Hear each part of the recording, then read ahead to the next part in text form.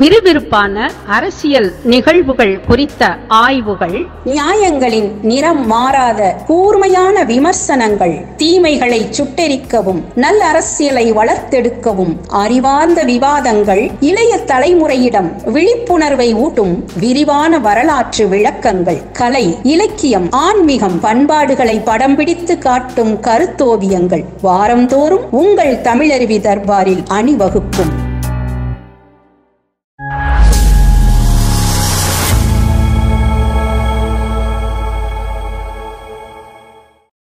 நெஞ்சு பொறுக்குதில்லையே.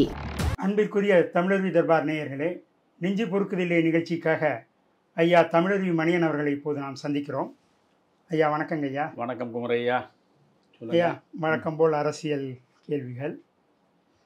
அதாவது திமுக கூட்டணியில் முதல் கழக குரல் தொல் திருமாவளவன் அவர்களிடமிருந்து வந்தது. அதிக சீட்டுகள் கேட்போம் என்றார். அதை அடுத்து சிபிஎம் மாநில செயலாளர் சண்முகம் அவர்களும் அதே குரலை எழுப்புகிறார். காங்கிரஸ் மௌனமாக இருக்கிறது, கடைசி நேரத்தில் காலை வாரலாம் என்கிறார்கள். திமுக கூட்டணியில் என்ன நடக்கிறது? ஒரே புழுக்கமாக இருப்பதாக தெரிகிறது. நீங்கள் எப்படி பார்க்கிறீர்கள்? நிச்சயமாக குமரையான், தேர்தல் வருகிற வரையில் எந்த கூட்டணியும் உறுதியானதில்லை. இதை என் நீண்டகால அரசியல் அனுபவத்தில் நான் அறிந்து வைத்திருக்கிறேன். ஒரு நோக்கம் கருதித்தான் இவர்கள் கூட்டணியில் இடம்பெறுகிறார்களே தவிர, இதில் மக்கள் நலனை மையப்படுத்தி இவர்கள் ஒரு கூட்டணியை உருவாக்குவதோ அந்த கூட்டணியில் இடம்பெறுவதோ நிச்சயமாக இல்லை. மேலுக்கு அவர்கள் அப்படி சொல்லுவார்கள். பாசிச எதிர்ப்புக்காக, இந்துத்துவ எதிர்ப்புக்காக நாங்கள் இங்கே திமுக கூட்டணியில் இடம்பெற்றிருக்கிறோம் என்று. பாசிசத்தை நீங்கள் எதிர்க்கலாம், உங்களோடு சேர்ந்து நானும் எதிர்ப்பேன். இந்துத்துவாவை நீங்கள் எதிர்க்கலாம், உங்களோடு சேர்ந்து நானும் இந்துத்துவாவை எதிர்ப்பேன். ஆனால் நான் புரிந்து வைத்திருக்கிற இந்துத்துவா என்பது வேறு. நீங்கள் அறியாமையில் சிக்கி நீங்கள் அறிந்து வைத்திருக்கின்ற இந்துத்துவா என்பது வேறு. ஆனால் கூட்டணியை பொறுத்தவரையில் இதனால் தான் நீங்கள் அந்த கூட்டணியில் அப்படியே ஒன்றாக மக்கள் நலனுக்காக பல இழப்புகள் இருந்தாலும் பல அவமானங்களை சந்திக்க நேர்ந்தாலும் அவற்றையெல்லாம் மீறி நாங்கள் தொடர்ந்து இருக்கிறோம் என்று சொல்வதை விட பெரிய பொய் வேறு எதுவுமே கிடையாது. அவரவருடைய சொந்த நலன்தான். இன்றைக்கு நீங்கள் திருமாவளவனை எடுத்துக்கொண்டால் அவருக்கு 2 நாடாளுமன்ற தொகுதிகள் கட்சிக்காக கிடைத்திருக்கிறது. 2 முறை அடுத்தடுத்து தொடர்ந்து அவர்கள் நாடாளுமன்றத்தில் இடம்பெறக்கூடிய சூழ்நிலை வாய்த்திருக்கிறது. 6 இடங்கள் அவர்களுக்கு ஒதுக்கப்பட்டன. 6 இடங்களில் 4 இடங்களில் வெற்றி பெற்று சட்டமன்றத்தில் அவருடைய கட்சியின் சார்பாக உறுப்பினர்கள் உட்கார்ந்திருக்கிறார்கள். இந்த கூட்டணி இல்லை என்றால் இது சாத்தியம் இல்லை. அவர் என்ன சொல்கிறார்? ஏற்கனவே ஜெயலலிதாவோடு நாங்கள் போட்டிருந்த கூட்டணியில் 10 தொகுதிகள் நாங்கள் வாங்கினோம் ஜெயலலிதாவிடம். அதனால் இந்த முறை நாங்கள் கூட்டணியில் கூடுதலாக பெறுவோம் என்கிறார். 2006இல் அவர் ஜெயலலிதாவோடு கூட்டணியில் இடம்பெற்று 10 தொகுதிகளை வாங்கியதில் எத்தனை தொகுதியில் வெற்றி பெற முடிந்தது? ஆனால் இந்த முறை அவர்கள் 6 தொகுதிகளை வாங்கி 4 தொகுதிகளில் வெற்றி பெற்றிருக்கிறார்கள். அது திமுகவினுடைய கூட்டணி தந்த ஒரு வரம்தான். அதே போன்று நாடாளுமன்ற தேர்தலில் அடுத்தடுத்து நீங்கள் 2 முறை நாடாளுமன்ற உறுப்பினர்களாக போய் உட்கார முடிகிறது என்றால் அதுவும் திமுக கூட்டணியின் மூலம்தான். இதில் திமுக கூட்டணி என்று தான் சொல்ல முடியுமே தவிர திமுக தான்.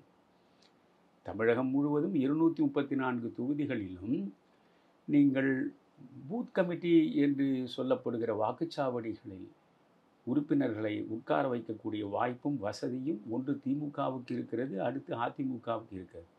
இந்த 2 கட்சிகளை தவிர 234 தொகுதிகளிலும் மற்ற எந்த கட்சிக்கும் எல்லா இடங்களிலும் பூத் கமிட்டி அமையக்கூடிய சூழல் இல்லை. அமைந்து விட்டதாக சொல்லுவார்கள், ஆனால் அது உண்மை அல்ல. எனவே திமுகவினுடைய பலம், திமுகவினுடைய அமைப்பு ரீதியான பலம், திமுகவிடம் இருக்கிற எல்லையற்ற கோடிக்கணக்கில் குவிந்திருக்கிற பண பலம், இந்த 2ம் சேர்ந்து தான் இந்த கூட்டணிக்கு ஒரு பெரிய வலிமையை உருவாக்கி கொடுத்திருக்கிறது. எனவே இவர்கள் நோகாமல் அங்கே நின்று ஒரு 10 பைசாவை கூட தங்கள் சொந்த பாக்கெட்டிலே இருந்து எடுத்து செலவழிக்காமல் எம்எல்ஏக்களாகவும் எம்பிக்களாகவும் வருவதற்கான வாய்ப்பை திமுக உருவாக்கி தந்திருக்கிறது. அதனால் அந்த நன்றி கடனை அவர்கள் அவ்வளவு எளிதாக துறந்துவிட்டு வெளியே வருவதற்கு வாய்ப்பு இல்லை. ஆனாலும் நான் கேட்கிறேன், 4 ஆண்டுகளாக வாயை திறக்காத மார்க்சிஸ்ட் கம்யூனிஸ்டுகள் இன்றைக்கு நீங்கள் இந்த இடத்தில் தவறு நடந்திருக்கிறது, அந்த இடத்தில் தவறு நடந்திருக்கிறது, சாதாரண குடிசைவாசிகள் இருக்கக்கூடிய இடத்தை நீங்கள் அந்த இடங்களை குடிசைகளை எல்லாம் தகர்த்து எரிந்துவிட்டு அதை ஆக்கிரமிப்பு என்று சொல்லி நீங்கள் நடவடிக்கை எடுக்கிறீர்கள். ஆனால் மிகப்பெரிய பணக்காரர்களிடம் இருக்கக்கூடிய பில்டர்ஸ், அந்த பில்டர்ஸ் கட்டக்கூடிய கட்டிடங்களின் பக்கம் உங்கள் பார்வை திரும்பி இருக்கிறதா? அவை ஆக்கிரமிப்பு செய்யப்பட்ட இடங்கள் இல்லையா? ஒரு ஆற்றின் ஓரத்தில் ஒரு பகுதியில் இருந்த குடிசை வாழ் மக்களை புறக்கணிப்பு, அதாவது ஆக்கிரமிப்பு என்ற பெயரில் அகற்ற உங்களால் முடிகிறது. அதற்கு பக்கத்திலேயே வானலாக உயர்ந்து நிற்கக்கூடிய அந்த கட்டடங்களின் பக்கம் உங்கள் பார்வை திரும்பவில்லையே என்றெல்லாம் இப்பொழுதுதான் கும்பகர்ணன் உறக்கத்திலே இருந்து நம்முடைய சண்முகம் அவர்கள் விழித்து எழுந்து மார்க்சிஸ்ட் கம்யூனிஸ்ட் கட்சியின் சார்பாக குரல் கொடுக்கிறார். அதே நேரத்தில் எங்கள் கம்யூனிஸ்ட் கட்சியின் வரலாற்றிலேயே இவ்வளவு குறைந்த தொகுதிகளை நாங்கள் பெற்றதில்லை என்றும் அவர் சொல்கிறார். உங்கள் கம்யூனிஸ்ட் கட்சி வரலாற்றிலேயே நீங்கள் இதைவிட கூடுதலான இடங்களை பெற்றிருக்கலாம். ஆனால் இந்த பெற்ற இடத்தில் எல்லா இடங்களிலும் நீங்கள் மிகப்பெரிய வெற்றியை சந்தித்து வரவில்லை. இன்றைக்கு நீங்கள் 6 தொகுதிகளை நீங்களும் பெற்றீர்கள். நீங்களும் 4 இடங்களில் அங்கே வெற்றி பெற்று உட்கார்ந்து கொண்டிருக்கிறீர்கள். இன்றைக்கு பொதுவாகவே நீங்கள் 2 பேர் கம்யூனிஸ்டுகள் நாடாளுமன்றத்துக்கு சென்றிருக்கிறீர்கள் என்றால், ஒட்டுமொத்தமாகவே இந்தியாவில் உங்களுக்கு இருக்கக்கூடிய நாடாளுமன்ற உறுப்பினர்களே 3 அல்லது 4 பேர் என்று நினைக்கிறேன். அதில் 2 பேர் இங்கிருந்து தான் சென்றிருக்கிறீர்கள். எனவே சென்றது மட்டுமல்ல, ஒரு 25 கோடி ரூபாயை 2 கம்யூனிஸ்ட் கட்சிகளும் கை நீட்டி அறிவாலயத்திலே இருந்து வாங்கித்தான் நீங்கள் தேர்தலை சந்தித்திருக்கிறீர்கள். இந்த நன்றி கடனுக்காகத்தான் இவ்வளவு நாள் நீங்கள் நெஞ்சு பொறுக்குதில்லையே என்று உள்ளுக்குள் குமுறி கொண்டிருந்தாலும் உதட்டளவில் எதையும் சொல்லவில்லை. தேர்தல் வருகிற நேரத்தில் நீங்கள் அதுவும் தாவேகா என்ற ஒன்று இல்லை என்றால் நிச்சயமாக இந்த மிரட்டல் கூட இவர்களிடமிருந்து வராது. ஏனென்றால் வேறு புகலிடம் என்பது அவர்களுக்கு இல்லை. அதிமுக இருக்கிறது, ஆனால் அதிமுகவின் பக்கம் பாஜக இருப்பதனால் இவர்கள்தான் கொள்கை குன்றுகளாயிற்றே. அதனால் பாசிசத்தை எதிர்க்கிற, இந்துத்துவத்தை எதிர்க்கிற இவர்களால் அங்கே செல்ல முடியாது என்பதனால் இவர்கள் என்ன அவமானப்படுத்தப்பட்டாலும் அங்கேயே இருப்பது என்ற நிலையில் மாற முடியாது. ஆனால் இப்பொழுது தாவேகா என்ற ஒன்று புதிதாக புறப்பட்டிருப்பது, அதற்கு மிகப்பெரிய ஆதரவு இருப்பதாக கருத்து கணிப்புகள் வெளிவருவது, விஜய் கூட்டணியில் நீங்கள் இடம்பெற்றால் ஆட்சியிலும் உங்களுக்கு நான் பங்கு தருவேன் என்று பகிரங்கமாக அறிவித்தது, இவையெல்லாம் அவர்களுக்கு கொஞ்சம் மயக்கத்தையும் சலனத்தையும் ஏற்படுத்துகின்றது. அதனால் அந்த மயக்கமும் சலனமும் உள்பக்கம் இருக்கிறது. அதே நேரத்தில் நன்றி கடனும் இன்னொரு பக்கம் இருக்கிறது. இப்பொழுது உண்மையிலேயே திமுக கூட்டணியில் இருக்கக்கூடியவர்களுக்கு ஒரு ஊசலாட்டம் தான். இந்த விஜய் பக்கம் போனால் ஜெயிக்க முடியுமோன்ற ஒரு சந்தேகமும், அது அப்படியெல்லாம் நீங்கள் சொல்ல முடியாது. இப்பொழுது திமுகவின் பக்கம் இருந்தால் மட்டும் நிச்சயமாக 2026 நீங்கள் வெற்றி பெற்றுவிடப் போகிறீர்களா? இன்றைக்கு ஒட்டுமொத்தமாக மக்கள் விரோத ஆட்சியை 4 ஆண்டு காலமாக நடத்தி முடித்து தேர்தல் வருகிற நேரத்தில் இன்னும் இதைவிட மிக மோசமான ஆட்சியை கொடுத்து ஒட்டுமொத்தமாக மூட்டையை கட்டி கொண்டு திமுக புறப்பட போகிறது. இது சண்முகத்துக்கும் தெரியும், திருமாவளவனுக்கும் தெரியும். புரிகிறதா? அதனால் தான் அவர்கள் உருட்டுகிறார்கள், மிரட்டுகிறார்கள். எனவே இந்த உள்கட்சி கூட்டணி பூசல் என்பது குறித்தெல்லாம் நாம் அதிகமாக பேசினுடைய நேரத்தை விரயமாக்க வேண்டியதில்லை. ஒவ்வொரு கட்சியும் எப்படியாவது தன்னுடைய சட்டமன்ற நாடாளுமன்ற உறுப்பினர்கள் எண்ணிக்கையை உயர்த்தி கொள்ள வேண்டும் என்று நினைப்பது இயல்பானது. அதற்காக அவர்கள் வியூகங்களை அமைப்பார்கள். அந்த வியூகங்கள் மிக மோசமான சந்தர்ப்பவாதத்தின் அடிப்படையில் இருப்பது தான் நமக்கு வருத்தத்தை தருகிறது. நீங்கள் திமுக கூட்டணியில் நீடிக்க வேண்டும் என்பதற்காக ஒரு வேங்கை வயலில் ஏறக்குறைய 3 ஆண்டுகள் முடிய போகிறதே, அது என்ன ஒரு சிறிய குக்கிராமம். அந்த குக்கிராமத்தில் இருக்கக்கூடிய மக்கள் அதை செய்யவில்லை என்றாலும் பக்கத்தில் ஒரு 4-5 சிறிய குக்கிராமங்கள் இருந்து வந்து செய்தால் அதை கண்டுபிடிக்க முடியாதா? ஸ்காட்லாந்து யார்டுக்கு நிகரானது தமிழக காவல்துறை என்று பெருமை பேசுகிறோமே, ஸ்காட்லாந்து யார்டுக்கு நிகரான தமிழக காவல்துறை ஒரு சின்ன கிராமத்தில் ஒரு நீர் தொட்டியில் கரைக்கப்பட்ட மலம், அந்த மலத்தை கரைத்தவன் யார் என்று கண்டெடுக்க 3 ஆண்டுகள் ஆகிறது. ஆனால் அந்த கூட்டணியில் இடம்பெற்றிருக்கக்கூடிய விடுதலை சிறுத்தைகளால் இதை எதிர்த்து ஒரு பிரம்மாண்டமான போராட்டத்தை நடத்த முடியவில்லை. தமிழ்நாடு முழுவதும் உங்களுக்கு கிளைகள் இல்லையா? தமிழ்நாடு முழுவதும் உங்களுக்கு ஆட்கள் இல்லையா? நீங்கள் முன்பை விட இப்பொழுது மிகவும் வளர்ந்து விட்ட கட்சியாக வேறு சொல்லிக் கொண்டிருக்கிறீர்கள். ஆனால் திருச்சியில் மதசார்பின்மைக்காக பெரிய மாநாடு அது நடத்துகிறார். தவறில்லை.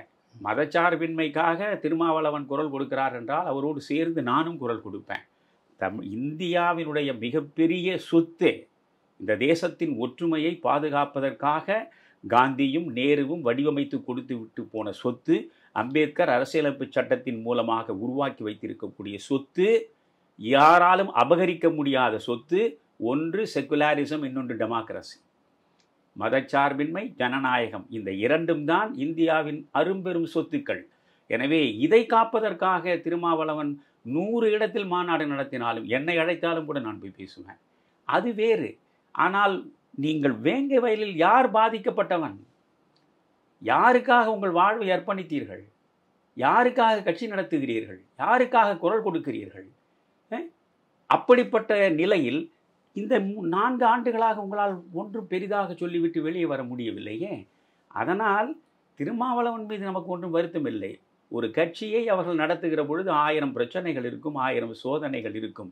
பணமே இல்லாமல் நீங்கள் வெறுங்கையோடு ஒரு கட்சியை நடத்துவதில் என்னென்ன சிரமங்கள் இருக்கிறது என்பதை காமராஜ் மக்கள் கட்சியை நடத்துகிற நாம் அறியாததா? எனவே அவர்களுக்கு பணம் தேவைப்படுகிறது. அதே நேரத்தில் அவர்களுக்கு கூட்டணி ஆதரவும் தேவைப்படுகிறது. அவற்றை வைத்துக்கொண்டு அவர்கள் தங்களை நிலைப்படுத்தி கொள்ள முடிகிறது. அதனால் இந்த கூட்டணிக்குள் இவர்கள் உருட்டுவார்கள், மிரட்டுவார்களே தவிர அவர்கள் அங்கிருந்து வெளியே வருவதற்கான வாய்ப்பு மிக மிக மிக குறைவு. நீங்கள் இவர்கள் 10 தொகுதிகளை கேட்கிறார்கள் என்று வைத்துக் கொள்ளுங்கள். இப்பொழுது சென்ற முறை 6 தொகுதிகளை கொடுத்தார் திமுக. ஒரு தொகுதியை கூட்டி 7 தொகுதி கொடுக்கலாம். அதே போல் கம்யூனிஸ்டுகளுக்கு ஒரு தொகுதியை கூட்டி கொடுக்கலாம். கொடுக்கிற பணத்தை இன்னும் 2 மடங்கு கூடுதலாகவும் கொடுத்து அவர்களை மகிழச் செய்யலாம். தொகுதியை கொடுப்பதில் தான் ஸ்டாலினுக்கு பிரச்சனையே தவிர பணத்தை அள்ளி கொடுப்பதில் அவருக்கு எந்த பிரச்சனையும் கிடையாது. ஏனென்றால் அங்கே எல்லையற்று குவிந்து கிடக்கிறது. அப்படி குவிந்து கிடக்கிற பணத்தின் மூலமாக இவர்களை தன்வசப்படுத்திவிட முடியும்.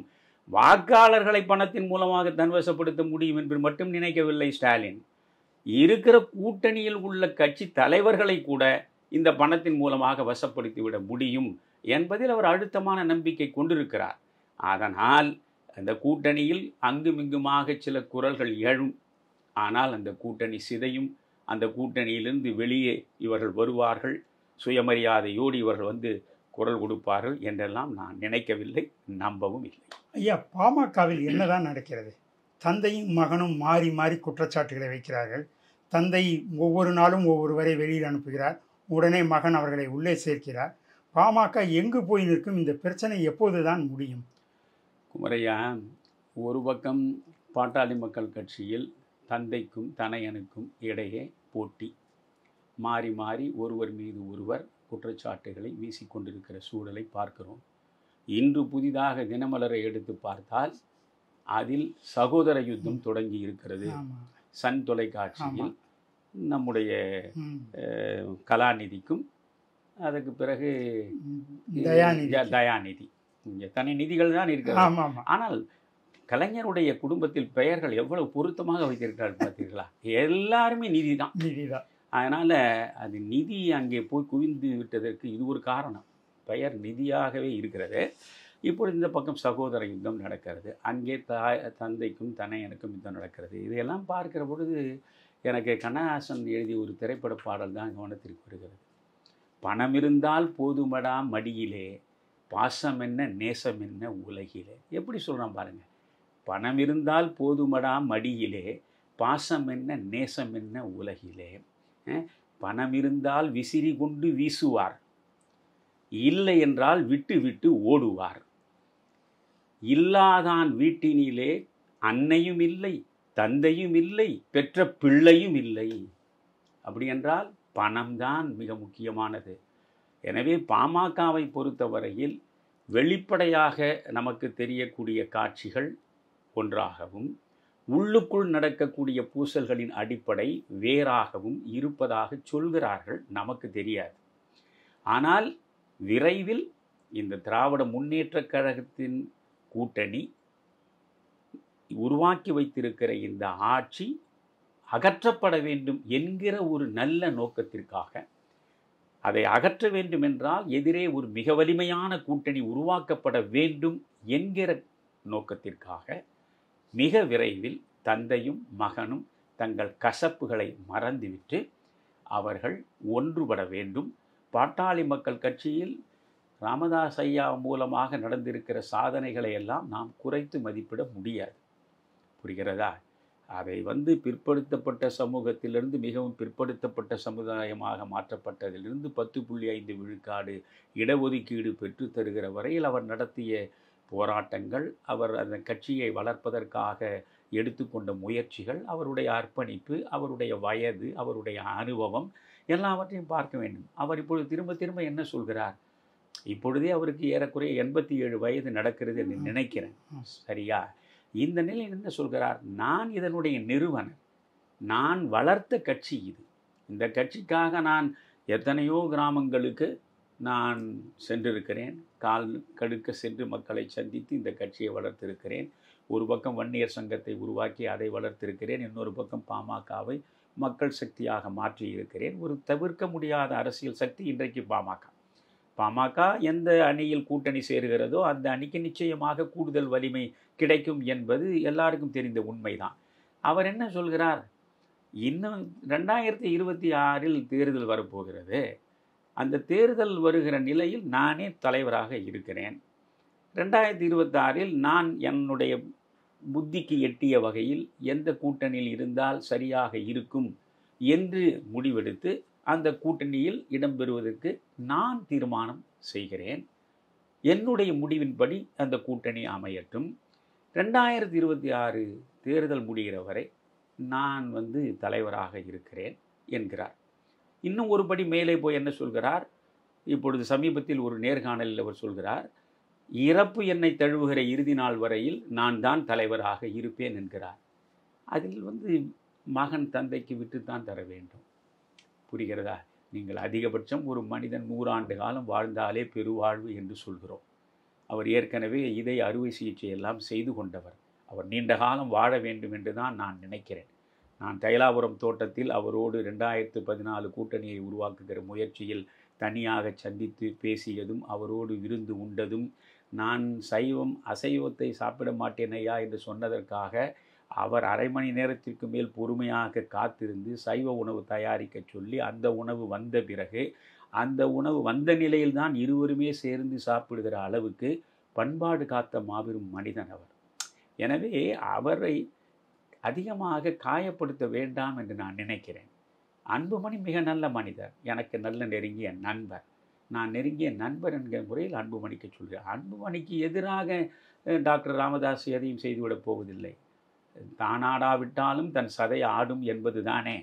அதனால் மிக விரைவில் இந்த கசப்புணர்ச்சியிலிருந்து அவர்கள் விடுபட்டு விலகி வர வேண்டும். இருவரும் ஒன்றாக ஒரே மேடையில் நிற்க வேண்டும். பாட்டாளி மக்கள் கட்சி அப்படியே தான் இருக்கிறது. அதற்கான வாக்கு வங்கி இதன் மூலம் சரிய போவதும் இல்லை. பாமகவிலிருந்து யாரும் விலகப் போவதும் இல்லை. இவர்கள் இருவரும் ஒரே மேடையில் நின்று விட்டால் இந்த பாட்டாளி மக்கள் கட்சியில் இருக்கக்கூடிய தொண்டர்கள் முன்னிலும் முனைப்பாக உற்சாகத்தோடு களப்பணி ஆற்றுவார்கள். அதனால் மிக விரைவில் இருவரும் சேருவது தான் நல்லதே தவிர இதில் யார் பெரியவர் யார் சிறியவர் என்கிற ஈகோ என்பது வேண்டாம் என்று நான் இருவரையும் அறிந்த முறையில் வேண்டுதலாக வைக்கிறேன். அதற்கு மேல் பாமக குறித்து நாம் எதையும் பேச வேண்டாம். ஐயா, அடுத்து பார்த்தீங்கன்னா திமுகவோட தொழில்நுட்ப அணி ஒரு கருத்து படம் வெளியிட்டிருக்கு. எடப்பாடி பழனிசாமி அவர்களை மிகவும் ரசனை குறைவாக தரக்குறைவாக சரித்து செய்திருக்கிறார்கள். இதை நீங்கள் எப்படி பார்க்கிறீர்கள்? எனக்கு ஒன்றும் இது ஆச்சரியம் இல்லையே. 1949 செப்டம்பர் மாதம் 17ஆம் தேதி முடிவெடுத்து 18ஆம் தேதி ராபின்சன் பூங்காவில் கூட்டம் நடத்திய காலம் தொட்டு இன்று வரை தமிழக அரசியலின் தரம் தாழ்ந்ததற்கு யார் காரணம் என்று நீங்கள் ஒரு PhD பட்டம் பெறுவதற்காக, முனைவர் பட்டம் பெறுவதற்காக ஒரு ஆய்வு நடத்தினால் அதில் மிக தெளிவாக கண்டெடுக்கக்கூடிய முடிவு என்பது, என்று திமுக தமிழக அரசியலில் கண் விழித்ததோ அன்றுதான் தமிழ்நாட்டினுடைய அரசியல் ஆரோக்கியம் அழியத் தொடங்கியது. மேடை நாகரிகம் அன்றுதான் மலினப்படத் தொடங்கியது. தனிநபர் விமர்சனங்கள் தரம் தாழ்ந்து எழுவது என்பது திமுகவின் பிரவேசத்திற்கு முன்பு பெரிதாக அரசியல் மேடைகளில் நீங்கள் கண்டிருக்கவே முடியாது. நான் 1966 மாணவனாக மாநில கல்லூரியில் இருந்தேன் என்று அடிக்கடி சொல்லுவேன். அப்படி என்றால் 67 தான் இவர்கள் ஆட்சிக்கு வந்தார்கள்.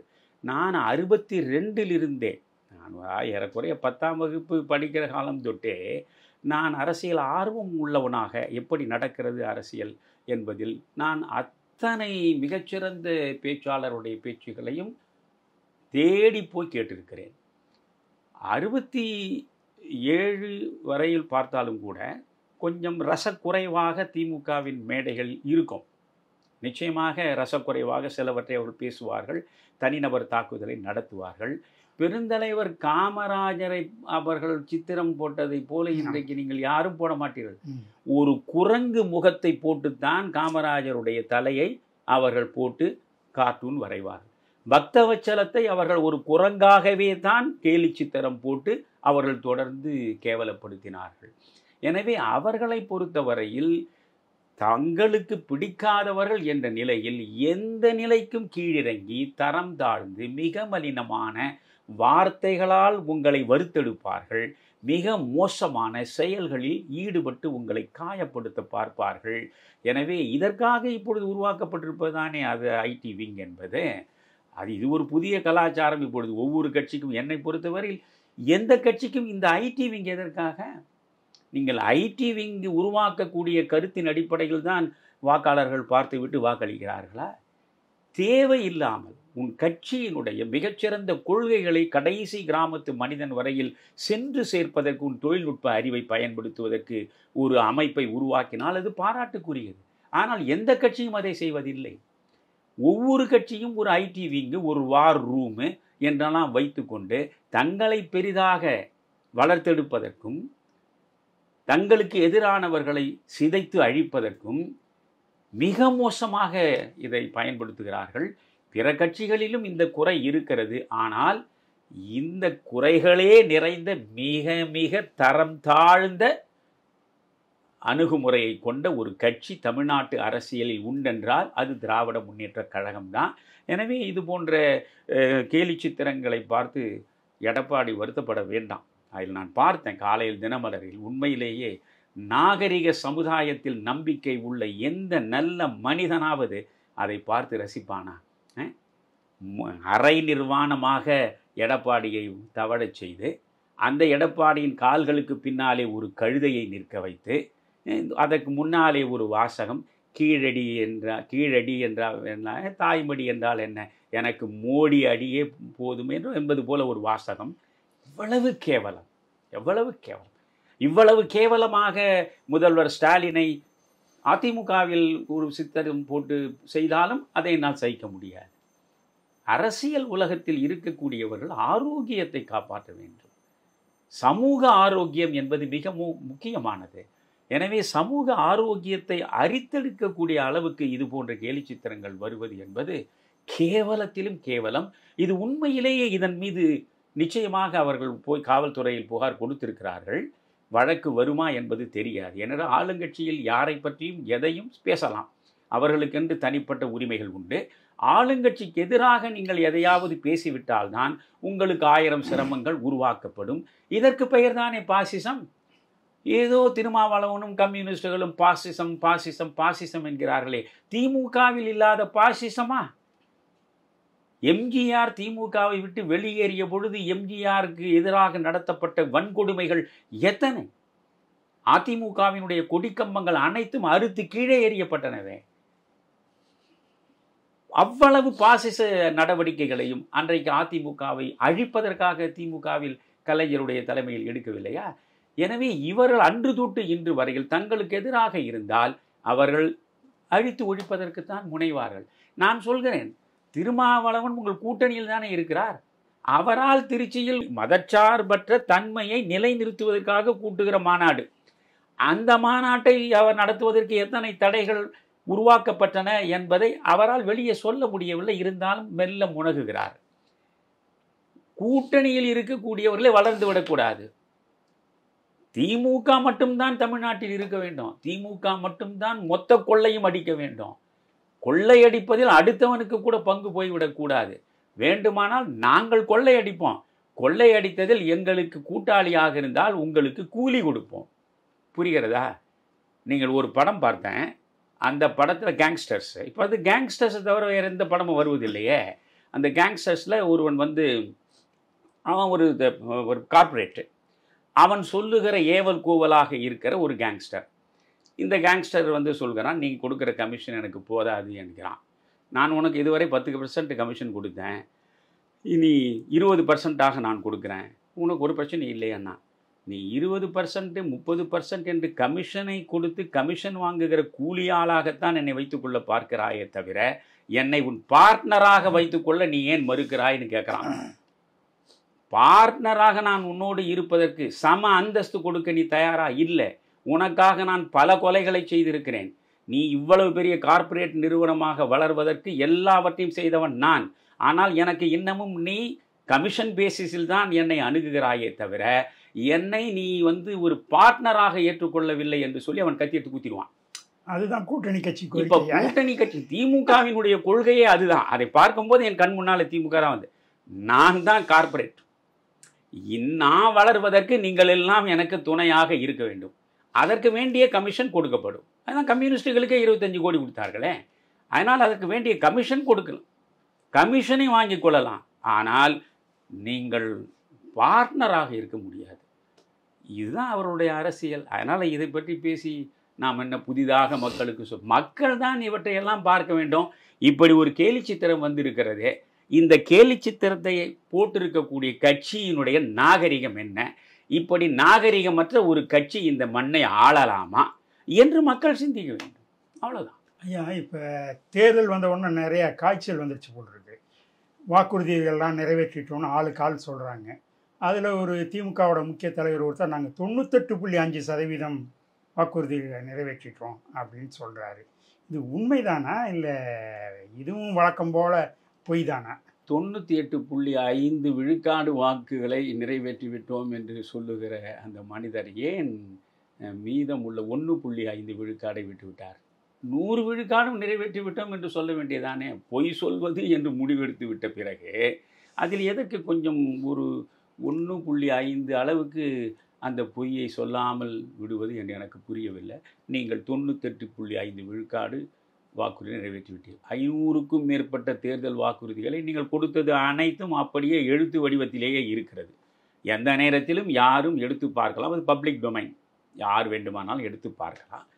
நீங்கள் அவ்வளவு வாக்குறுதி நிறைவேற்றியிருந்தால் இந்த மருத்துவர்கள் எதற்கையா ஒவ்வொரு நாளும் அவர்கள் போராட்டம் என்று இந்த டாக்டர் பெருமாள் தலைமையில் அவர்கள் தங்களுடைய பிரச்சனைகளை செவி கொடுத்து கேட்டு அவற்றுக்கு தீர்வு கொடுங்கள் என்று 4 ஆண்டுகளாக நடையாக நடக்கிறார்களே, அந்த பிரச்சனையை நீங்கள் தீர்த்தீர்களா? மருத்துவர்கள் இதே கோரிக்கைகளுக்காக எடப்பாடி அரசுக்கு எதிராக குரல் கொடுத்து போராட்டம் நடத்திய பொழுது ஓடோடி சென்று அங்கே பக்கத்தில் போய் படுத்து கொண்டீர்களே. நான் இருக்கிறேன், என்னை கவனியுங்கள், நான் உங்களை நன்றாக கவனிக்கிறேன், ஓடோடி போய் படுத்தீர்கள் அல்லவா? இந்த கொரோனா காலத்தில் உயிரை பணயமாக வைத்து எத்தனை பணியாளர்கள், மருத்துவத்துறையில் பணியாளர்கள் எவ்வளவு பேர் ஆணும் பெண்ணுமாக அவர்கள் தங்கள் உயிரை பணயம் வைத்து சேவையாற்றினார்கள். அவர்கள் அனைவருக்குமே பணி நிரந்தரம் கிடையாது இல்லையா? அந்த செவிலியர்கள் உட்பட சொல்கிறேன். அவர்களிடம் உடனே ஓடோடி சென்று, நான் இருக்கும்போது உங்களுக்கு என்ன இளைப்பாறுதல் நான் தருவேன், கவலைப்படாதீர்கள், நான் ஆட்சிக்கு வந்தவுடன் உடனடியாக உங்கள் பிரச்சனைகள் எல்லாம் தீர்ந்துவிடும் என்று நீங்கள் சொன்னீர்களே, அவர்கள் பிரச்சனை தீர்ந்ததா? விவசாயிகள் பக்கத்திலே போய் நின்று கொண்டு, விவசாயிகளுக்கு 1000 பிரச்சனைகள் இருக்கின்றன, நினைத்தாலே நெஞ்சம் வெடிக்கிறது, நான் ஆட்சிக்கு வந்து விட்டால் விடியலே வந்துவிடும் உங்களுக்கு, நீங்கள் கவலைப்படாதீர்கள் என்று சொல்லி வாக்குகளை வசீகரித்தீர்களே, இன்றைக்கு விவசாயிகள் பிரச்சனை இல்லாமலாம் இருக்கிறார். 3-4 ஆண்டுகளாக கொடுத்த கரும்புக்கு நிலுவைத் தொகை அதை திரும்ப பெற்றுக் கொடுங்கள் என்று கேட்கிற பொழுது அதை பெற்றுக் கொடுக்க கூட உங்களால் முடியவில்லையே. விவசாயிகள் மகிழ்ச்சியோடு இருக்கிறார்களா? மருத்துவத்துறையில் இருக்கக்கூடிய மகிழ்ச்சியாக இருக்கிறார்களா? போக்குவரத்து தொழிலாளிகள் அத்துணை பேரும் இப்பொழுது மகிழ்ச்சியாக இருக்கிறார்களா? வரிசையாக எடுத்து ஆசிரியர்கள் மகிழ்ச்சியாக இருக்கிறார்களா? அரசு ஊழியர்கள் மகிழ்ச்சியாக இருக்கிறார்களா? நீங்கள் 98.5 விழுக்காடு வாக்குறுதியை நீங்கள் நிறைவேற்றியிருந்தால் இவள் அத்துணை பேரும் மகிழ்ச்சி வெள்ளத்தில் அளவா மிதக்க வேண்டும். எந்த பக்கம் திரும்பினாலும் ஓலமும் ஒப்பாரியும் கூக்குரலுமாகத்தானே இருக்கிறது. ஒவ்வொரு நாளும் போராட்டமாகத்தானே இந்த தமிழகம் விடுகிறது. இவ்வளவு பிரச்சனைகளையும் வைத்துக்கொண்டு கூசாமல் பொய் சொல்ல வேண்டும் என்றால் அதற்கென்று ஒரு இரும்பு மனம் வேண்டும். அந்த இரும்பு மனம் உங்களுக்கு இறைவன் கொடுத்திருக்கிறான் என்கிற பொழுது உங்களை பற்றி சொல்வதற்கு இல்லை, இறைவனைத்தான் நான் நொந்து கொள்ள வேண்டும். ஆனால் மக்கள் தெளிவாக இருக்கிறார்கள். இப்பொழுது மக்கள் அனைவரும் மகிழ்ச்சியாக இருக்கிறார்கள், மக்கள் அனைவரும் மகிழ்ச்சியாக இருக்கிறார்கள் என்பது மட்டும்தான் அவர்களுடைய ஸ்லோகமாக இருக்கிறது. ஆமாம், மக்கள் மகிழ்ச்சியாக இப்பொழுது இல்லை, மகிழ்ச்சியாக இருப்பதற்கான தருணத்தை எதிர்பார்த்து கொண்டு காத்திருக்கிறார்கள். 2026 சட்டமன்ற தேர்தல் வந்து வாக்குச்சாவடிக்கு போகிற போதுதான் மக்கள் உண்மையான மகிழ்ச்சியோடு போய் பொத்தானை அழுத்துவார்கள். அதற்கு பிறகு மக்கள் மகிழ்ச்சியாக இருப்பார்கள். நீங்கள் இருக்கும் இடத்தில் மகிழ்ச்சி என்பது மறைந்துவிடும். அதற்கு மேல் ஒன்று சொல்ல வேண்டியதில்லை. ஐயா, அடுத்து பார்த்தீங்கன்னா அமித்ஷா ஜூன் 8ஆம் தேதி மதுரை வந்திருந்தார். வந்து அங்கு தங்களுடைய கட்சியினுடைய உள்ளரங்க கூட்டத்தில் கலந்து கொண்டு பேசியிருக்கிறார். விஜய் பெரிய சக்தியாக கருத வேண்டாம், நீங்கள் கவலைப்பட வேண்டாம் என்று சொல்லியதாக ஒரு தகவல் வருகிறது. இதை பற்றி நீங்கள் என்ன நினைக்கிறீர்கள்? அமித்ஷா அவர்கள் உள்துறை அமைச்சராக இருப்பவர். இந்தியா முழுவதும் இருக்கக்கூடிய ஒவ்வொரு அசைவையும் அவர் நேரடியாக உளவுத்துறையின் மூலமாக அறிந்து கொள்ளக்கூடிய நாற்காலியில் அமர்ந்திருப்பவர். ஆனால் அவரே விஜயினுடைய சக்தியை சரியாக புரிந்து கொள்ளவில்லை என்பதுதான் பொருள். இதற்காக நான் விஜய்க்கு ஆதரவாக ஆலவட்டம் வீசுகிறேன் என்று நினைக்காதீர்கள். இன்றைக்கு விஜய் அவர் சொன்னதாக, அவர் சொன்னாரா நமக்கு தெரியாது, அவர் சொன்னதாக இதழ்களில் வந்ததை வைத்துக்கொண்டு தான் பேசுகிறோம். கசிந்த தகவல்கள் என்று சொல்கிறார்களே, அதன்படி நாம் நம் கருத்தை தெரிவிக்கிறோம். பாஜகவினரும் தெரிந்து கொள்ள வேண்டும் என்று நான் நினைக்கிறேன். விஜய் வந்தால் அவர் தனியாக நின்றாலும் அவர் என்ன சிறுபான்மை வாக்குகளைத்தான் பெறப்போகிறார். அந்த சிறுபான்மை வாக்குகள் திமுகவின் பக்கம் இருக்கிறது. அதை அங்கிருந்து அவர் வெளியே எடுப்பார். அவ்வளவுதானே தவிர மற்றபடி விஜய் பெரிய சக்தி ஒன்றுமில்லை. அவர் நம்முடைய கூட்டணிக்கு வருவதனால் ஒரு பெரிய வலிமை வந்து விடாது என்று அமித்ஷா சொன்னது உண்மையாக இருந்தால் அமித்ஷாவுக்கு தமிழ்நாட்டு அரசியல் தெரியவில்லை, தமிழ்நாட்டில் நடக்கக்கூடிய நிகழ்வுகள் சரியாக புரியவில்லை என்றுதான் நான் நினைக்கிறேன். இன்றைக்கு விஜயை பொறுத்தவரையில் கருத்து கணிப்பை அங்குமிங்குமாக நடத்தி இருக்கிறார்கள். பரவலாக நீங்கள் பார்த்தால் இதை தமிழ்நாட்டில் பலவற்றை முதலில் நான் தான் சொல்லுவேன். ஆனால் நம்முடைய கட்சி பிரம்மாண்டமான கட்சி இல்லையே, பணத்தில் புரளக்கூடிய கட்சி இல்லை, அல்லது பணத்தை ஏராளமாக கொடுத்து ஊடகங்களை பக்கத்தில் வைத்துக் கொள்ளக்கூடிய கட்சியும் இல்லை. எப்போதுமே தர்மம் தனியாகத்தான் இருக்கும், புரிகிறதா? அதனால் தர்மத்தின் குரல் மெலிதாகத்தான் கேட்கும். முதலிலேயே நான் சொன்னேன், 20 விழுக்காடுக்கு குறைவில்லாமல் விஜய் வாக்குகளை பெறுவார் என்று, புரிகிறதா? இன்றைக்கு நீங்கள் பார்த்தால் அவர் 25 விழுக்காடு வரையில் அவர் வாக்குகளை எட்டுவதற்கான சூழல் இருக்கிறது என்று கருத்து கணிப்பை கொண்டு வருகிறார். கருத்து கணிப்பை வைத்துக்கொண்டு நான் பேசுவதில்லை. நான் அடிக்கடி சொல்லுவேன், நான் களத்தில் போய் நிற்பவன்.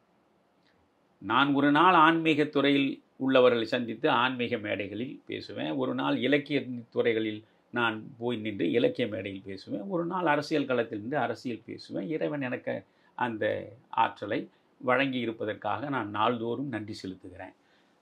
கீழ்மட்டத்திலிருந்து மேல் மட்டம் வரை இருக்கக்கூடிய மக்களோடு நெருங்கி பழகுவேன். அதாவது இன்அக்சசிபிலிட்டி என்று ஆங்கிலத்தில் சொல்லுவார்கள், நெருங்கவே முடியாத அப்படிப்பட்ட மனிதன் நான் இல்லை.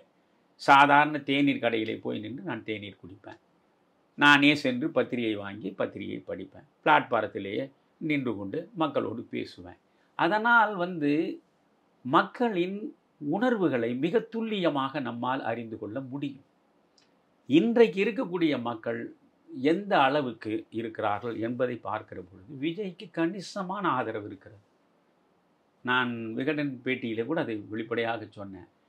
எனக்கு கூரியர் போடுகிற ஒரு நண்பர், அவர் கூரியரை போட்டார், கையொப்பம் கேட்டார், போட்டு விட்டேன். உடனே அவர் சொல்கிறார், ஐயா தயவு செய்து விஜய் ஆட்சிக்கு வர வேண்டும் என்று நீங்கள் யோசித்து அவருக்கு ஆதரவாக செயற்படுங்கள் ஐயா. அப்படி என்ன ஐயா விஜய்க்கு ஆதரவாக நான் இருக்க வேண்டும் என்று நீங்கள் நினைக்கிறீர்கள்? என்ன அவ்வளவு கரிசனம் விஜய் மீது என்று கேட்டால், இல்லை ஐயா, அவர் வந்தால் நல்ல ஆட்சி கிடைக்கும் ஐயா. வந்தால் நல்ல ஆட்சி கிடைக்குமா இல்லையா என்பதை காலம்தான் சொல்லும்.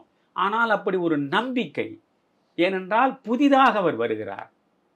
இப்பொழுது ஏற்கனவே இருந்தவர்கள் மீது நீங்கள் கரையையும் குறையையும் களங்கத்தையும் சொல்வதற்கு வாய்ப்புகள் இருக்கிறது. இவர் புதிதாக வருகிறார். அதனால் பலமுறை நாம் பரிசோதித்து பார்த்து விட்டோம். இப்படி ஒரு புதுமுகம் வருகிறார், இவருக்கு ஒரு வாய்ப்பை கொடுத்து பார்ப்போமே என்று ஒரு கூரியர் போடுகிற மனிதனிலிருந்து பல தரப்பில் இருக்கக்கூடிய மக்களிடம் இந்த உணர்வு பெரிதாக வளர்ந்திருக்கிறது. அதிலும் குறிப்பாக முதல் தலைமுறை வாக்காளர்கள் வாக்குச்சாவடியில் போய், அது 100 விழுக்காடும் சொல்ல மாட்டேன், ஆனால் குறைந்தது 60லிருந்து 80 விழுக்காடு முதல் தலைமுறை வாக்காளர்கள் அவருடைய விரல் விஜய் கட்சிக்குத்தான் பொத்தானை அழுத்தும். அதே மாதிரி ஐடியில் இருக்கக்கூடியவர்கள், அங்கே இருக்க பணியாற்றுகிற பெண் பிள்ளைகள், இளைஞர்கள், இவர்களிடம் நான் பேசுகிறேன். அவர்களுடைய முதல் சாய்ஸ் விஜயாகத்தான் இருக்கிறது. கல்லூரிகளில் படிக்கக்கூடிய பெண் பிள்ளைகள், இவர்கள் என்னதான் 1000 ரூபாயை கொடுத்தாலும் சரி, இந்த கல்லூரியில் படிக்கும் பெண் பிள்ளைகள், கல்லூரியில் படிக்கும் ஆண் பிள்ளைகள், இவர் எல்லாருமே அதில் 3/4 பங்கு விஜய் வந்தால் என்ன, விஜய்க்கு தான் நாங்கள் வாக்களிப்போம் என்பது போல நினைக்கிறார்கள். எப்போ இவர்கள் பார்க்கும் பொழுது விஜய் இளைஞர்கள், அவர் 50 வயதை கடந்து விட்டார். ஆனால் தோற்றத்தில் பார்த்தால் அவர் இப்பொழுது கல்லூரி மாணவனைப் போல தான் காட்சி தருகிறார். எனவே இவர் நம்மை போல் இருக்கிறார். நம்மை போல் ஒரு இளைஞருக்கு ஒரு வாய்ப்பு கொடுக்கும். இப்பொழுதெல்லாம் 50 வயதெல்லாம் இளைஞன் தான். 80 வயது கடந்த துரைமுருகனே இளைஞன் போல் இருக்க வேண்டும் என்று தன்னை காட்டிக்கொள்ள முயலுகிற பொழுது இவரெல்லாம் இளைஞர்கள் தான். அதனால் இன்றைக்கு ஏன் இவருக்கு ஒரு வாய்ப்பு கொடுக்கக்கூடாது என்று கணிசமாக வாக்காளர்களில் ஒரு பகுதியினர் நினைக்கிறார்கள் என்பது உண்மை. புரிகிறதா? அதே நேரத்தில் நான் ஏற்கனவே சொன்னதுதான், அவருக்கான சில சாதகமான அம்சங்கள். இப்பொழுது நீங்களோ நானோ, நீங்கள் இன்னும் 100 ஆண்டு காலம் அரசியல் செய்தாலும் கடைசி கிராமத்தில் ஏர்பிடித்து ஓட்டுகிறானே அந்த மனிதன் வரை நீங்கள் சென்று சேரவே முடியாது. உங்களுக்கு தமிழறிவு மணியனை தெரியுமா என்று ராமநாதபுரம் மாவட்டத்தில் உள்ள கடைசி கிராமத்தில் ஒரு மனிதனை பார்த்து கேட்டால் யார் என்று கேட்பான். புரிகிறதா? ஆனால் விஜய்க்கு அப்படி ஒரு வாய்ப்பு சர்வசாதாரணமாக கிடைக்கும். எந்த நடிகருக்கும் கிடைக்கிறது. அவர்கள் கடைசி கிராமம் வரை எளிதாக சென்று சேர்ந்து விடுகிறார்கள். தமிழ்நாட்டை மயக்கத்தில் வைத்திருப்பதே சினிமா தானே. சினிமாவுக்கு தமிழன் கொடுக்கிற முதல் இடத்தை வேறு எதற்குமே கொடுப்பது கிடையாது. எனவே அவர்களுக்கு இவர் எளிதாக சென்று சேர்ந்திருக்கிறார். அவருக்கென்று ரசிகர் வட்டம் பெரிதாக இருக்கிறது. ஆக இனிமேல் புதிதாக ஒரு வாக்கு வங்கியை சிரமப்பட்டு உருவாக்க வேண்டும் என்ற நிலையில் அவர் இல்லை. ஏற்கனவே அந்த ரசிகர் வட்டம் இருக்கிறது. அந்த ரசிகர் வட்டம் இருக்கிறது, அது என்ன செய்யும்? இப்பொழுது ஒரு வீட்டில் ஒருவன் ரசிகனாக இருக்கிறான், அதுவும் வெறி பிடித்த ரசிகனாக இருக்கிறான். அது முதல் நாள் முதல் காட்சியை 1000 ரூபாய் டிக்கெட்டை கொடுத்து முண்டி அடித்து கொண்டு போய் பார்த்தால்தான் நம்முடைய வாழ்விலேயே நாம் பெற்ற பெரும் பேறு என்று நினைக்கக்கூடிய அளவுக்கு இருக்கக்கூடிய பிள்ளைகள் இருக்கிறார்கள். அதையெல்லாம் மகிழ்ச்சிக்குரியவை இல்லை, ஆனால் அப்படித்தான் இருக்கிறார்கள். இது போன்ற பிள்ளை என்ன செய்வான்? நான் விஜய் ரசிகன், விஜயுடைய வெறி பிடித்த ரசிகன், விஜய் தான் முதல்வராக வேண்டும் என்பது என்னுடைய கனவு, என் விருப்பம், என் ஆசை. எதனால் என் கூட பிறந்தவர்களே நீங்கள் அத்துணை பேரும் எனக்காக நீங்கள் விஜய்க்கு வாக்களிக்க வேண்டும். அம்மா எனக்காக நீ விஜய்க்கு வாக்களிக்க வேண்டும். அப்பா எனக்காக நீங்கள் விஜய்க்கு வாக்களிக்க வேண்டும் என்று சொன்னால் அம்மாவும் அப்பாவும் தவற மாட்டார்கள். புரியுதா உங்களுக்கு? நம்ம பிள்ளை ஆசைப்படுறான், இல்லைன்னா பிள்ளை முரட்டு போடுவான். அதனால் ஒவ்வொரு வீட்டிலும் 4 வாக்குகள் நிச்சயமாக விஜய் ரசிகர்கள் இருக்கக்கூடிய இடத்தில் விஜய்க்கு இருக்கிறது. இதையெல்லாம் கூட்டி நீங்கள் பார்க்கணும். நான் அதை ஏற்கனவே சொன்னேன். அவர் ஒரு கிறித்துவ சமுதாயத்தை சார்ந்தவராக இருப்பதனால் கிறித்துவர்களுடைய வாக்குகளும் அவருக்கு நேரடியாக வருவதற்கு வாய்ப்பு இருக்கிறது. அது திமுக இழக்கும், அந்த வாக்கு வங்கியை இழக்கும். இது எல்லாமே இருக்கிறது. ஆனால் இவ்வளவு வாய்ப்பு வசதிகள் இருந்தாலும் அவர் அதிகபட்சம் 20லிருந்து 25 விழுக்காடு வாக்குகளை பெறக்கூடியவராக இன்றைக்கு இருக்கிறார். அதை வைத்துக்கொண்டு அவரால் ஆட்சி அமைக்க முடியாது. புரிகிறதா? அப்படி என்றால் அவருக்கு ஒரு வலிமையான கூட்டணி அவசியம் தேவை. வலிமையான கூட்டணி அவசியம் என்றால் விஜய் இப்பொழுது உட்கார்ந்து கொண்டு சிந்திக்க வேண்டும். திராவிட முன்னேற்றக் கழகத்தை ஆட்சி நாற்காலியிலிருந்து அகற்ற வேண்டும் என்பதற்காகத்தான் நாம் அரசியல் கட்சியை தொடங்கி இருக்கிறோம். எனவே திமுகவோடு இணைந்து நிற்கக்கூடிய கட்சிகளோடு நமக்கு உறவு இல்லை. முதல் அதை கழித்து விட வேண்டும். அதுதான் இயல்பு. அவர் வந்ததன் நோக்கம் அதுதானே. அதனால் அந்த கூட்டணியில் அவர் சென்று சேருவதற்கு வாய்ப்பு இல்லை. அப்படி என்றால் எஞ்சி இருப்பது என்ன? ரெண்டே சாய்ஸ் தான். ஒன்று, எதிரே இருக்கக்கூடிய அதிமுக உருவாக்கக்கூடிய கூட்டணி. தற்போது அதிமுக பாஜக கூட்டணி இருக்கிறது. நிச்சயமாக பாமக அந்த கூட்டணியில் தான் கடைசி நேரத்தில் வந்து சேரும். தேமுதிகவும் அந்த கூட்டணியில் தான் வந்து சேரும் என்று நான் நெஞ்சார நம்புகிறேன். எனவே அது ஒரு வலிமையான கூட்டணியாக இருக்கும். அப்படியானால் இவருக்கு தேவைப்படுவது ஒரு வலிமையான கூட்டணி. இவர் தன்னுடைய சக்தியை மட்டுமே வைத்துக்கொண்டு 20 விழுக்காடு 25 விழுக்காடு வாக்குகளை பெற்றாலும் நீங்கள் விஜயகாந்த் மாதிரி தான். நீங்கள் ஆட்சி நாற்காலியை உடனே அடைய முடியாது. அதனால் விஜய் முதல்வர் ஆவதற்கான வாய்ப்பு கிடையாது. ஒரு முறை அவர் தோற்றுவிட்டார் என்று வைத்துக் கொள்ளுங்கள். பிறகு அவர் எழுந்து நிற்பது என்பது அவ்வளவு சாதாரணமான விஷயம் இல்லை. அதனால் இப்பொழுது அவர் என்ன, இது கொஸ்டின் ஆஃப் சர்வைவல். தன்னை நிலைநிறுத்திக் கொள்வதற்கு இந்த தேர்தலை அவர் பயன்படுத்திக் கொள்ள வேண்டும். 2031 தேர்தலில் தான் முதல்வராக வேண்டும் என்ற முடிவோடு புறப்பட வேண்டும். 2031 முதல்வர் கனவை நீங்கள் நிறைவேற்றிக் கொள்ள வேண்டும் என்றால் 2026 நீங்கள் குறைந்தபட்சம் துணை முதல்வராகவாவது போய் உட்கார்வதற்கு ஏற்றாற்போல் உங்கள் அரசியல் வியூகங்களை அமைக்க வேண்டும். எப்பொழுதுமே எந்த ஒன்றுமே, ஒரு குழந்தை கூட தாயின் கருவில் உருவாகிற பொழுது ஒரு நொடியில் அல்லது ஒரு நிமிடத்தில் தானாகவே முழு குழந்தையும் வயிற்றுக்குள் உருவாகி விடுவதில்லையே.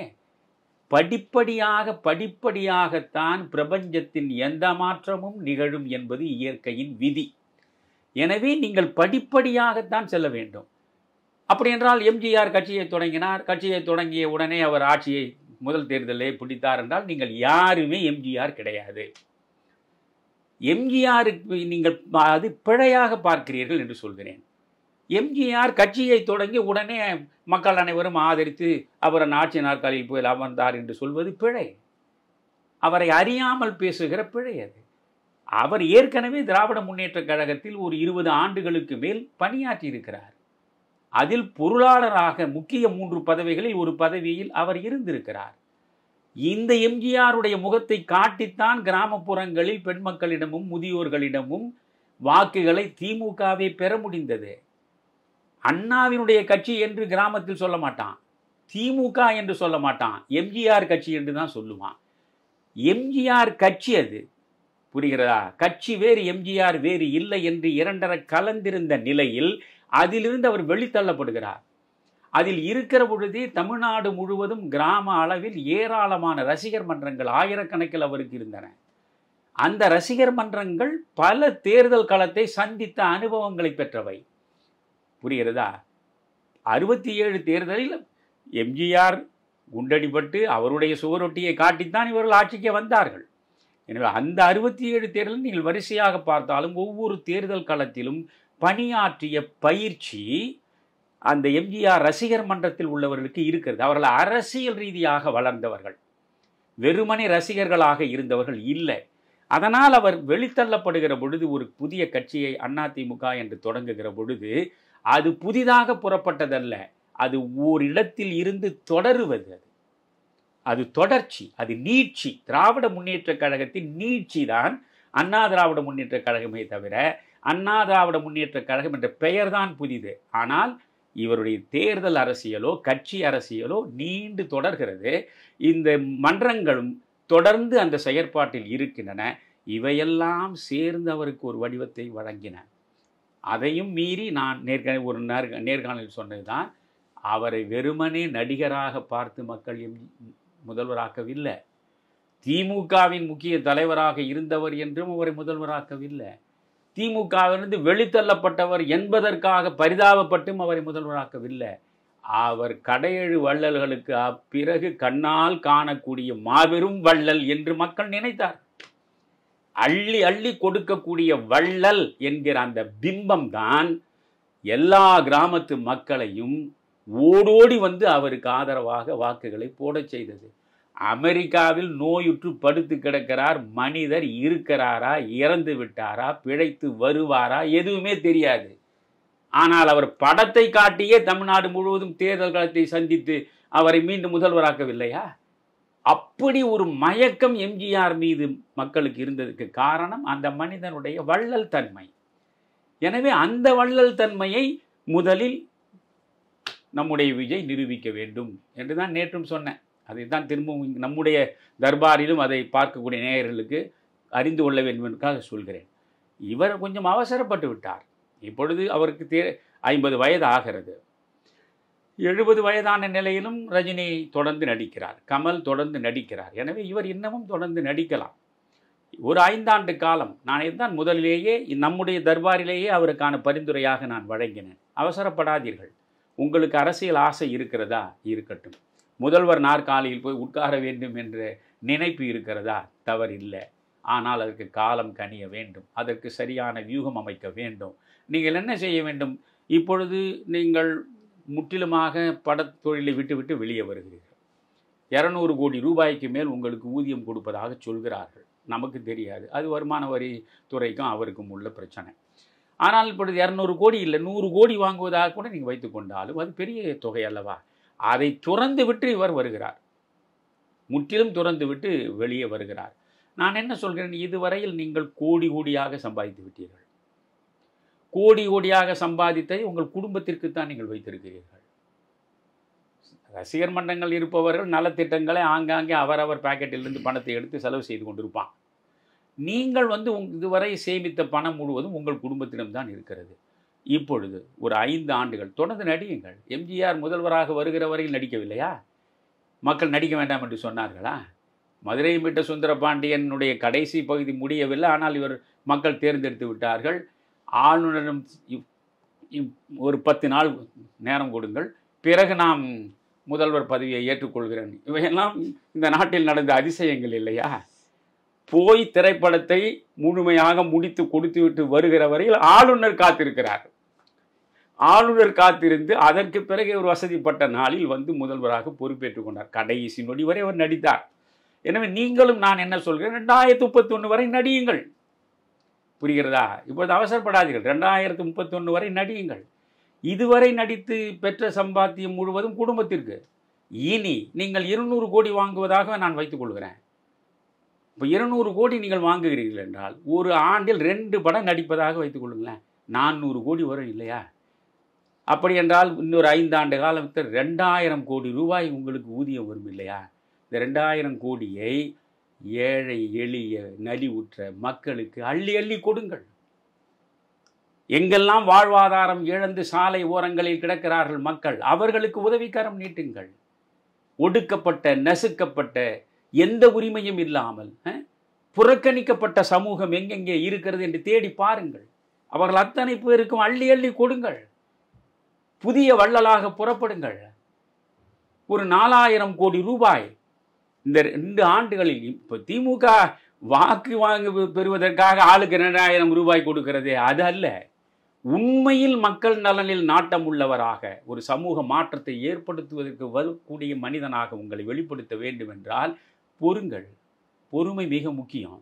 ஒரு 5 ஆண்டுகள் நீங்கள் இப்படி தொடர்ந்து ஏழைக்கும் பாழைக்கும் அனாதிக்கும் அகதிக்கும் அள்ளி அள்ளி வழங்கி உண்மையிலேயே எம்ஜிஆருக்கு அடுத்து தமிழகம் காணக்கூடிய மிகப்பெரிய வள்ளல் விஜய் என்ற முத்திரையோடு நின்று பாருங்கள். தானாகவே நீங்கள் இன்னொரு எம்ஜிஆராக மாறிவிடுவீர்கள். ஆட்சி உங்களை வரவேற்கும். அதிகார நாற்காலியில் அமரக்கூடிய வாய்ப்பு வரும். இப்பொழுது அந்த வாய்ப்பை நீங்கள் கனவு காண்பது தவறு. உங்கள் பக்கத்தில் இருப்பவர்கள் முகஸ்துதி செய்வதற்காகவே இருப்பார்கள். ஐயா, நாம் தனியாகவே நின்றால் இருக்கக்கூடிய ஆதரவு பெருகி கிடக்கிறது, நீங்கள் தான் முதல்வர் என்று சொல்லுவார்கள். இவர்களை நம்பி நீங்கள் நின்று ஒரு மோசமான தோல்வியை சந்தித்தால் அதற்கு பிறகு நீங்கள் எழுந்து நிற்க முடியாது. யானை படுத்து விட்டால் பிறகு எழுவது சிரமம். நடக்கிற வரை தான் யானைக்கு அலங்காரம். யானை படுத்த பிறகு எழுவது சிரமம். எனவே நீங்கள் யானையைப் போல் உயர்ந்திருக்கிறீர்கள் இப்பொழுது உங்கள் துறையில். அதனால் நான் என்ன சொல்கிறேன், தனியாக நீங்கள் நிற்பது என்று முடிவெடுத்தால் இந்த 20லிருந்து 25 விழுக்காடு வாக்குகளை பெறலாம். நீங்கள் ஒரு இடத்தில் நின்று வெற்றி பெறலாம். உங்கள் கட்சியின் சார்பாக ஒரு 10-15 சட்டமன்ற உறுப்பினர் வரலாம். அவ்வளவுதான் உங்கள் சாதனை. மறுபடியும் நீங்கள் 5 ஆண்டுகள் காத்து தான் இருக்க வேண்டும். புரிகிறதா? அதற்கு மாறாக நீங்கள் வலிமையான கூட்டணிக்குள்ளே வரணும். நீங்களே ஒரு வலிமையான கூட்டணியை உருவாக்க முடியுமா என்றால் வாய்ப்பு கிடையாது. அதிமுக, திமுக 2 தான் வலிமையான கட்சிகள் தமிழ்நாட்டை பொறுத்தவரையில். இந்த 2இல் புதிய வலிமையோடு புறப்படுகிற நீங்கள் ஏதாவது ஒரு அதிமுக, திமுகவின் பக்கம்தான் நீங்கள் நிற்க முடியும். நீங்கள் திமுக வேண்டாம் என்று சொல்லிவிட்ட நிலையில் உங்களுக்கு இருக்கக்கூடிய நேச்சுரல் சாய்ஸ், இயற்கையாகவே இருக்கக்கூடியது வாய்ப்பு அண்ணா திராவிட முன்னேற்ற கழகம் தான். சரி, அண்ணா திராவிட முன்னேற்ற கழகத்தோடு நான் கூட்டணி வைப்பதற்கு தயாராக இருக்கிறேன், அங்கே பிஜேபி இருக்கிறதே என்று நீங்கள் நினைத்தால் அரசியலை உற்று பாருங்கள், திரும்பி பாருங்கள். 1967 நீங்கள் கொள்கையே இல்லாத ஒரு கூட்டணி உருவாக்கப்பட்டுதான் ஆட்சியை திராவிட முன்னேற்ற கழகம் கைப்பற்றியது. அண்ணாவுக்கும் ராஜாஜிக்கும் என்ன கொள்கை? முஸ்லீம் லீகும் மார்க்சிஸ்ட் கம்யூனிஸ்டும் எந்த அடிப்படையில் ஒன்றான சித்தாந்தம் உள்ளவர்கள்? ஆனால் இப்படி வேறுபட்ட மாறுபட்ட பல கொள்கைகளை கொண்ட முற்றிலும் விமர்சனங்களை ஒருவருக்கு எதிராக ஒருவர் வீசி வீசி பார்த்த அவர்களெல்லாம் ஒன்று சேர்ந்துதான் உருவாக்கினார்கள். தேர்தல் முடிந்தவுடனே ராஜாஜி கூட்டணியிலிருந்து வெளியே வந்து விட்டார். தேர்நிலவு முடிந்து விட்டது என்று சொன்னார். எனவே நீங்கள் பாஜகவுக்கு எனக்கு சம்பந்தம் இல்லை, பாஜகவின் எந்த கொள்கையிலும் எனக்கு உடன்பாடு இல்லை. ஆனால் என்னுடைய நோக்கம் இப்பொழுது திராவிட முன்னேற்ற கழகத்தை வீட்டுக்கு அனுப்ப வேண்டும். அதற்கு ஒரு வலிமையான கூட்டணி இருந்தால்தான் முடியும். அந்த வலிமையான கூட்டணி இருப்பதற்காக நான் இப்பொழுது அதிமுக கூட்டணியில் நான் இடம் பெறுகிறேன். அது பாஜக ஒரு பக்கம் இருந்து போகட்டும். எனக்கான இடங்கள், எனக்கான வாய்ப்புகள் என்னவோ அதை பேசி, நீங்களும் எடப்பாடியும் பேசி ஒரு முடிவெடுத்து ஒரு வலிமையான கூட்டணியை நீங்கள் உருவாக்கிவிட்டால், நான் இப்பொழுதே சொல்கிறேன், அண்ணா திராவிட முன்னேற்ற கழகமும் விஜயும் ஒன்றாக சேர்ந்து ஒரு கூட்டணியை உருவாக்கிவிட்டால் அப்பொழுதே திராவிட முன்னேற்ற கழகம் ஆட்சி நாற்காலியை விட்டு இறங்குவதற்கு தயாராகி, வேறு வழியே கிடையாது, மூட்டையை கட்ட வேண்டியது தான். எனவே விஜய் யோசிக்க வேண்டியது தான், ஒன்று அதிமுக ஓடு கூட்டணி அமைப்பது, இந்த பிஜேபி இருந்தாலும் சகித்து கொள்வது. நம்முடைய நோக்கத்திற்காக சகித்துக் கொள்கிறோம், நாம் பிஜேபியோடு நமக்கு எந்த உடன்பாடும் கிடையாது என்ற நிலையில் நீங்கள் இருக்கலாம். நீங்கள் மோடியை புகழ வேண்டியதில்லை, அமித்ஷாவை புகழ. இப்போ நான் இருக்கிறேன் என்றால் பிஜேபி செய்யக்கூடிய அனைத்தையும் நான் ஏற்பவனா? கிடையாது. இப்பொழுது வக்ஃப் வாரியத்தை நீங்கள் வக்ஃபாக்கு சட்டம் போடுகிறீர்கள், அந்த சட்டத்தில் என்ன செய்கிறீர்கள்? அதில் ஒரு இந்துவும் உறுப்பினராக இருக்க வேண்டும் என்று சொன்னதை முதலில் எதிர்த்தவன் தமிழர் மணியன் தான். முஸ்லிம்களுக்கான ஒரு சொத்துக்களை கொண்ட ஒரு வாரியத்தில் ஒரு இந்துக்கு என்ன வேலை? இது தேவையில்லாத பிரச்சனை தானே. நான் சொல்றேன், மதத்தை மையமாக வைத்து மக்களை பிளப்பதற்கு யார் முயன்றாலும் அதை எதிர்த்து கொடி பிடிக்கக்கூடியவர்களாக நாம் தான் இருப்போம். ஆனால் மோடி செய்திருக்கிற சில நல்ல விஷயங்களை ஒரு பக்கம் நாம் பார்க்கிறோம், அதனால் அவர்களை ஆதரிக்கிறோம். அவர்கள் செய்யக்கூடிய தவறுகளை நாம் கடுமையாக விமர்சிக்கிறோம். இப்பொழுது நீங்கள் அதுபோன்று உங்கள் நிலைப்பாட்டை நீங்கள் தெளிவாக வைத்துக்கொண்டு இந்த அதிமுகவோடு நீங்கள் கூட்டணியில் இணைந்து காரியமாற்றினால் நிச்சயமாக அதிமுக, விஜய், பிஜேபி இருக்கிறதா இல்லையா என்ற இடத்துக்கு நான் போகவில்லை. காலம் எப்படி வேண்டுமானாலும் மாறலாம். ஒரு கட்டத்தில் இப்பொழுது பிஜேபி மிக அதிகமான தொகுதிகளை கேட்டு வரக்கூடிய ஆட்சி, அவர்கள் கூட்டணி ஆட்சி என்று சொல்வதே அதிமுகவுக்கு நெருடலாக இருக்கிறது. கூட்டணி ஆட்சி என்ன? முதலில் இந்த கூட்டணி ஆட்சி பற்றி பேசுகிறவர்களை நான் யோசிக்கிறேன்.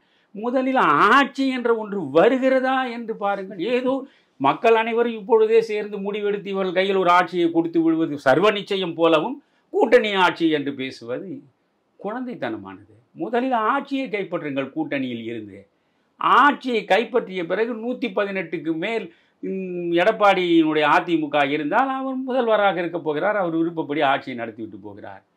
அப்படி இல்லை, அது இருக்கக்கூடாது என்று மக்கள் ஏற்றாற்போல் வாக்களித்து நீங்கள் தொகுதிகள் அடிப்படையில் முழு மெஜாரிட்டி 118 கிடைக்கவில்லை என்றால் கூட்டணி ஆட்சியை நடத்துவதை தவிர எடப்பாடிக்கு வேற என்ன வாய்ப்பு இருக்கிறது?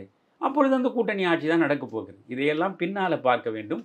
இப்பொழுது விஜய் தன்னை காப்பாற்றிக் கொள்ள வேண்டும். கொஸ்டின் ஆஃப் சர்வைவல், தன்னை நிலைநிறுத்திக் கொள்ள வேண்டும் அரசியலில் இன்னும் ஒரு 5 ஆண்டு காலத்திற்கு பிறகுதான் நாம் முதலமைச்சராக முடியும். இப்பொழுது சூழல் சரியில்லை என்றால் அதற்கேற்ப வியூகம் அமைக்க வேண்டும். அந்த வியூகம் என்பது திமுகவை ஒழித்து கட்டுவது என்ற நிலைப்பாட்டில் நீங்கள் உறுதியாக இருந்தால் நீங்கள் அதிமுகவோடு ஒரு கூட்டணி அமைப்பது தான் நல்லது என்று அன்பாக விஜய்க்கு ஒரு பரிந்துரையை நான் செய்கிறேன். அவ்வளவுதான். மிக்க நன்றி ஐயா. நடப்பு அரசியல் குறித்து தெளிவான கருத்துக்களை வைத்தீர்கள். தமிழருவி தர்பார் நேயர்களை அடுத்து நெஞ்சு பொறுக்குதில்லை நிகழ்ச்சியில் மீண்டும் சந்திப்போம். நன்றி.